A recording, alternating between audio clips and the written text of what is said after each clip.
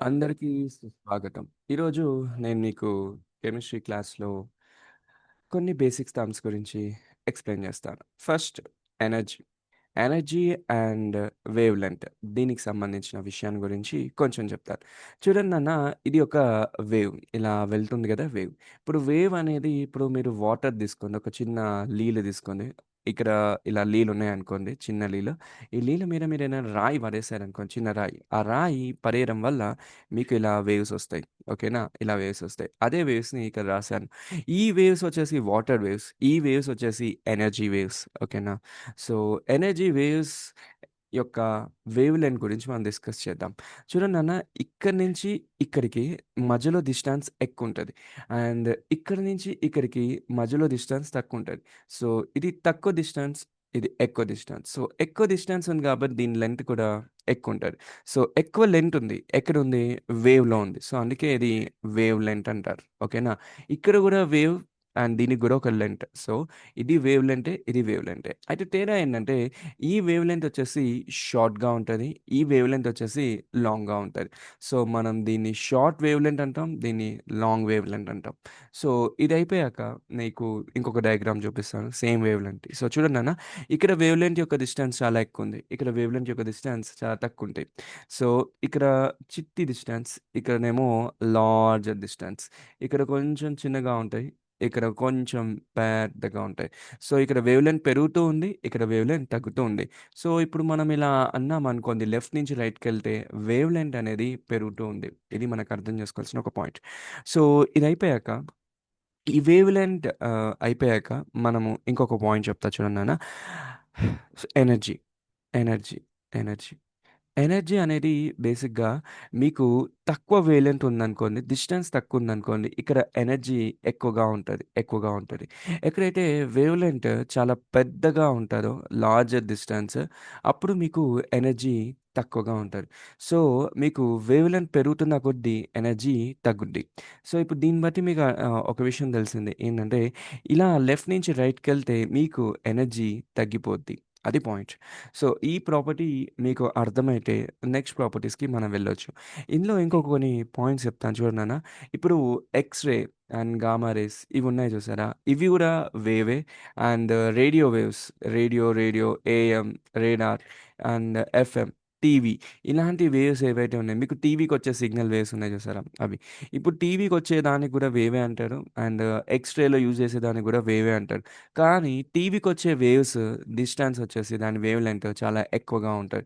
అదే మీకు ఎక్స్‌రేస్ నుంచి వచ్చే డిస్టెన్స్ చాలా తక్కువుంటది. సో, అందుకే ఎక్స్‌రేస్ అనేవి మనిషి మీద పడితే అవి ప్రమాదకరం అంటారు. ఎందుకు ప్రమాదకరం అంటే, ఇక్కడ నేనేం చెప్పాను, ఎనర్జీ తక్కువుంటది. వేవ్ లెంత్ తక్కువుంటాయి. సో, ఇక్కడ ఎనర్జీ ఎక్కువుంది. సో, ఎక్స్‌రేస్ యొక్క ఎనర్జీ చాలా ఎక్కువుంటది. అదే మీకు టీవీ దగ్గరికొచ్చేస్తే ఇక్కడ డిస్టెన్స్ ఎక్కువుంది కాబట్టి ఎనర్జీ తక్కువుంటది. సో, అందుకే మీకు టీవీ నుంచి వచ్చే వేవ్స్ మీకు ఏ ప్రమాదకరమైనవి కావు. ఓకేనా? ఇదైపోయాక నేను మీకు ఫ్రీక్వెన్సీ అనే ఒక విషయాన్ని గురించి చెప్తాను. ఫ్రీక్వెన్సీ అంటే ఒక సెకండ్‌కి ఎన్ని సార్లు ఒక వేవ్ మిమ్మల్ని టచ్ చేస్తుంది. ఇప్పుడు దీన్ని మీరెలా అర్థం చేసుకోవాలంటే, ఒక్క సెకండ్‌కి మీరు ఎన్ని చాక్లెట్స్ కొంటారు అని అర్థం. ఫర్ సపోజ్ ఎన్ని చాక్లెట్స్ కొంటారు అని అర్థం. ఇప్పుడు మీ ఇల్లు ఇది. ఓకేనా? ఇక్కడ షాప్ ఉంది. ఈ షాప్‌కి మీకు 10 కిలోమీటర్స్ డిస్టెన్స్ ఉంది. సో, ఇప్పుడు మీరు షాప్‌కెళ్ళి కొనాలంటే చాలా టైం పడతది. ఇప్పుడు ఇక్కడ ఇంకో చాక్లెట్ షాప్ ఉంది. ఇది ఏకంగా 5 కిలోమీటర్స్ డిస్టెన్స్ ఉంది. సో, ఇక్కడికెళ్ళి మీరు చాక్లెట్స్ తీసుకోవాలంటే చాలా ఫాస్ట్‌గా ఉంటుంది దీంతో కంపేర్ చేస్తే. సో, దీని ఫ్రీక్వెన్సీ ఎక్కువగా ఉంది. దీని ఫ్రీక్వెన్సీ కన్నా. మీకు అర్థమైతుందా? సో, తక్కువ డిస్టెన్స్ ఉంటే ఎక్కువ ఫ్రీక్వెన్సీ. ఎక్కువ డిస్టెన్స్ ఉంటే తక్కువ ఫ్రీక్వెన్సీ. ఫ్రీక్వెన్సీ అంటే ఒక సెకండ్‌కి మీరు ఎన్ని చాక్లెట్స్ కొనగలుగుతారు. ఇక్కడ మీరు చాలా చాక్లెట్స్ కొంటారు ఒక సెకండ్‌కి. ఇక్కడ మీరు ఒక్క సెకండ్‌కి చాలా తక్కువ చాక్లెట్స్ కొంటారు. అంటే దానికి అర్థం మీరు ట్రావెల్ అవ్వనీకే చాలా టైం పడతది. సో, ఇక్కడ మీరు 5 చాక్లెట్‌లు కొన్నారనుకోండి ఒక సెకండ్‌లో, మీరిక్కడ 10 చాక్లెట్‌లు కొంటారు. ఎందుకంటే మీరు తక్కువ డిస్టెన్స్ ట్రావెల్ చేశారు కాబట్టి మీకు చాక్లెట్స్ కొననీకి వీలైంది. అంటే 10 కిలోమీటర్స్ మీరు 10 కిలోమీటర్స్ మీరు ట్రావెల్ చేయాలంటే 0.5 సెకండ్స్ పట్టింది అనుకుందాం. మిగిలిన 0.5 సెకండ్స్‌లో మీరు 5 చాక్లెట్స్ కొన్నారు. కానీ ఇక్కడ ఈ 5 కిలోమీటర్స్ మీరు ట్రావెల్ చేయాలంటే మీకు ఏకంగా 0.25 సెకండ్స్ పడింది. మిగిలిన టైం వచ్చేసి ఇక్కడ మీకు 0.5 మిగిలింది. ఇంకో 0.25 మిగిలింది. 75% టైం ఎక్కువ మిగిలింది. సో, అందుకే ఇక్కడ ఎక్కువ చాక్లెట్స్ కొన్నారు. సో, అదే ప్రిన్సిపల్‌ని మీరు ఈ వేవ్స్ ఫార్మ్‌లో చూసుకుంటే, ఇక్కడ మీకు వేవ్స్ యొక్క డిస్టెన్స్ తక్కువుంది. సో, వీటి యొక్క ఫ్రీక్వెన్సీ అంటే ఇవి మీకు చాలా సార్లు ఒకవేళ మీకొక వేవ్‌ని అంటే మీకొక లైట్‌ని నేను ఇలా పంపించాననుకోండి ఫర్ సపోజ్. ఆ లైట్‌ని మీకు ఇలా పంపిస్తే మీకు ఎక్స్ రేస్, గామా రేస్ తగిలే ఫ్రీక్వెన్సీ ఎక్కువుంటది. ఎందుకంటే ఈ లైట్‌లో ఇవి డిస్టెన్స్ తక్కువ కాబట్టి ఇవి చాలా త్వరగా మీ బాడీలోకి వెళ్ళే ఛాన్సెస్ ఉంటాయి. అదే మీకు రేడియో వేవ్స్ ఇలాంటి వేవ్స్‌ని మీ టీవీ వేవ్స్ పంపించాలంటే ఇవి మీ బాడీలోకెళ్ళనీకి చాలా తక్కువ టైం పడతది. చాలా ఎక్కువ టైం పడతది. ఎందుకంటే వీటి యొక్క వేవ్ లెంత్ ఎక్కువుంది కాబట్టి మీ బాడీలోకెళ్ళనీకి చాలా ఎక్కువ సమయం తీసుకుంటాయి.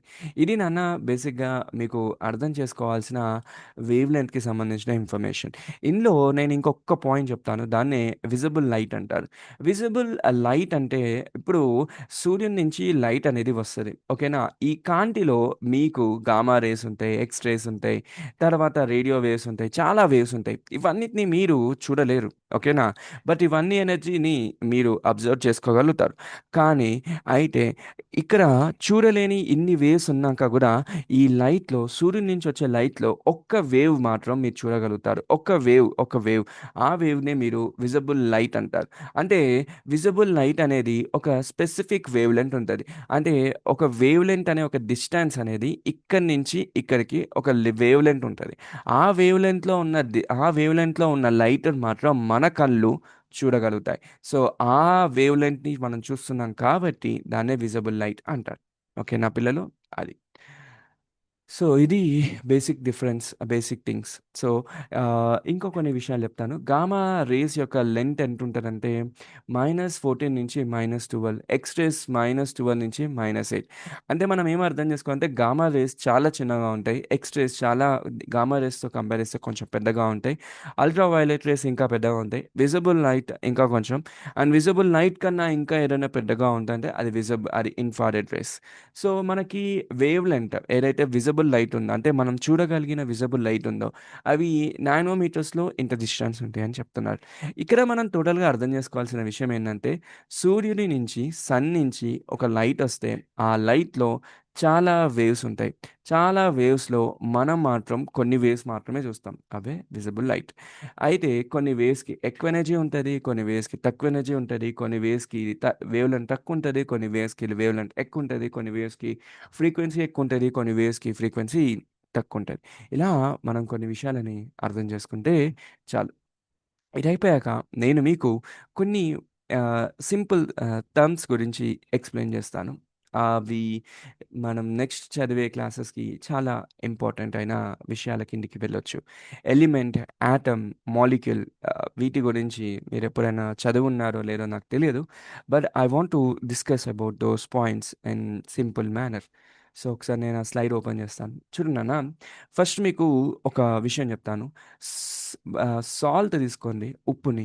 దాన్ని మీరు వాటర్‌లో యాడ్ చేయండి. ఇప్పుడు ఇది సాల్ట్ వాటర్ అయితది. సో, ఇలా మీకు సాల్ట్ అండ్ వాటర్ కలిసిపోతది. మీరు ఇక్కడి నుంచి ఈ వాటర్‌ని టేస్ట్ చేశారనుకోండి, సాల్ట్ వాటర్‌లానే ఉంటది. ఇక్కడి నుంచి మీరు టేస్ట్ చేసిన సాల్ట్ వాటర్‌లో ఉంటది. అంటే మీరు పైనుంచి టేస్ట్ చేసినా దాని టేస్ట్ సాల్ట్ గానే ఉంటది. కింది నుంచి టేస్ట్ చేసిన వాటర్ యొక్క టేస్ట్ సాల్ట్ లానే ఉంటది. మధ్యలో నుంచి టేస్ట్ చేసిన సాల్ట్ లానే ఉంటది. సో, మీరు ఎక్కడ టేస్ట్ చేసినా మీకు సాల్ట్ అనేది ఒకేలాగా అనిపిస్తది. సో, ఇప్పుడు సాల్ట్ ఏం జరిగిందంటే వాటర్‌లో యూనిఫార్మ్‌గా డిస్ట్రిబ్యూట్ అయింది. సో, ఎప్పుడైతే ఏదైనా 2 వస్తువులు యూనిఫార్మ్‌గా డిస్ట్రిబ్యూట్ అయితాయో దాన్నే మీరు హోమోజీనస్ అని అంటారు. ఇప్పుడు నేను మీకు ఇంకొక విషయం చెప్తాను. హెటెరోజీనస్ అంటే ఏంటి? ఇప్పుడు మీరు ఒక దబ్బ తీసుకోండి. దీంట్లోకి మీరు వాటర్‌ని యాడ్ చేయండి. ఈ వాటర్‌తో పాటు మీరు శాండ్‌ని యాడ్ చేయండి. అంటే మట్టిని. సో, మట్టిని యాడ్ చేశారనుకోండి, కింద శాండ్ ఉండిపోద్ది. పైన వాటర్ ఉండిపోద్ది. సో, మీకు వాటర్ కనిపిస్తది, శాండ్ కనిపిస్తది. మీరు పై పార్ట్‌ని మీరొక స్పూన్‌తో చెక్ చేస్తే మీకు వాటర్ మాత్రమే వస్తది. కింది పార్ట్‌ని మీరు చెక్ చేస్తే మీకు శాండ్ మాత్రమే వస్తది. సో, ఇక్కడ ఏం జరుగుతుంది? వాటర్, శాండ్ టాప్, బాటమ్ లాగా ఉండిపోయినాయి. ఇవి యూనిఫార్మ్‌గా డిస్ట్రిబ్యూట్ అవ్వలేవు. అందుకే వీటిని నాన్ యూనిఫార్మ్ అంటారు. సో, అందుకే దీన్ని నాన్ యూనిఫార్మ్ కంపోజిషన్ అంటారు. అదే వీటిని సాల్ట్ అండ్ వాటర్‌ని చూస్తే వీటిని యూనిఫార్మ్ కంపోజిషన్ అంటారు. ఈ పాయింట్ మీకు అర్థమైందంటే నేను నెక్స్ట్ స్లైడ్‌కి వెళ్తాను. సో, నెక్స్ట్ స్లైడ్‌లో ఫస్ట్ పాయింట్ మ్యాటర్.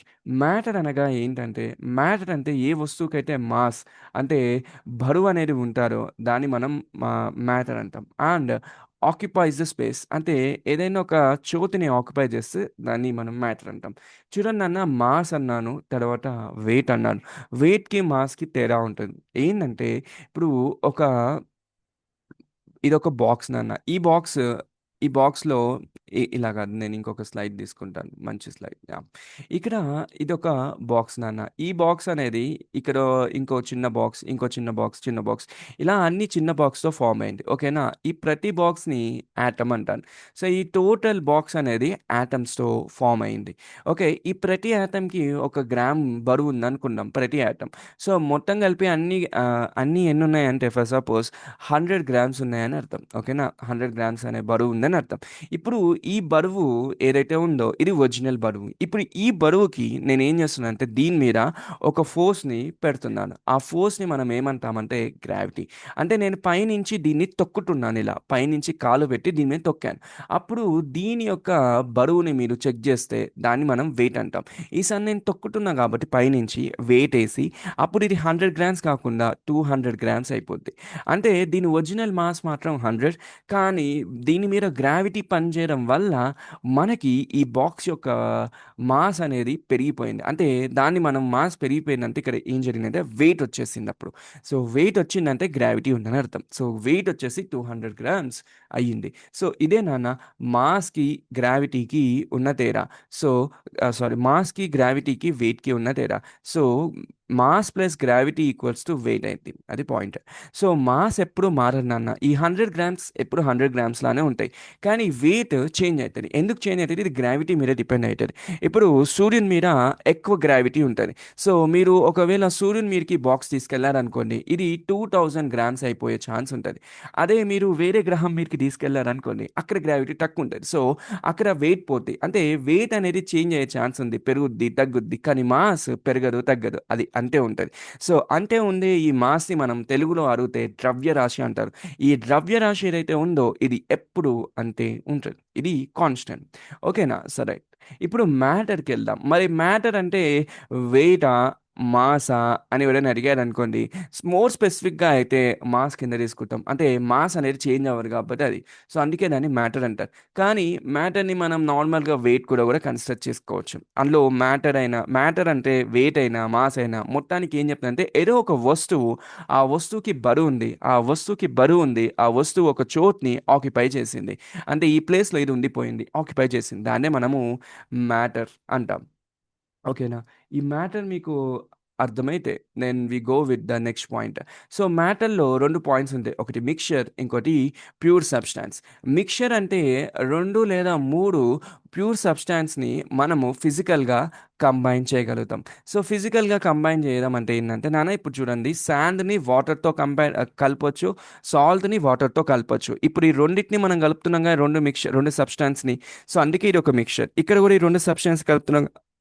అందుకే ఇది గూడా మిక్స్చర్ కింద తీసుకుంటాం. మిక్స్చర్‌లో హోమోజీనస్ ఉంటది, హెటెరోజీనస్ ఉంటది. హోమోజీనస్ గురించి నేను ఆల్రెడీ చెప్పాను గదా! ఇదేంటి యూనిఫార్మ్. అదే హెటెరోజీనస్ అంటే నాన్ యూనిఫార్మ్. ఇంతకుముందు చెప్పిన ఎగ్జాంపుల్ ఇక్కడ పెట్టాను ఈజీగా ఉండనీకి. దాని తర్వాత మీకు ప్యూర్ సబ్స్టాన్స్ అంటే మీనింగ్ ఏంటో చెప్తాను. ఫస్ట్ పాయింట్, ఏదైనా ఒక మ్యాటర్ అంటే ఒక బరువున్న ఒక వస్తువు, దాంట్లో ఉండే వస్తువులు ఏవైతే ఉన్నాయో ఫర్ సపోజ్ ఇక్కడ యాటమ్ 1 అండ్ ఇక్కడ యాటమ్ 2 అనేది ఉంది. ఓకేనా? యాటమ్ 1, యాటమ్ 2 ఇవి ఫిక్స్‌డ్‌గా ఉంటే ఈ వస్తువులో దాన్ని మనము ప్యూర్ సబ్స్టాన్స్ అంటాం. ఫర్ సపోజ్ నాన్న ఇప్పుడు ఒకటి తీసుకోండి. ఇది గోల్డ్ అనుకుందాం. ఇది గోల్డ్ యొక్క బాక్స్.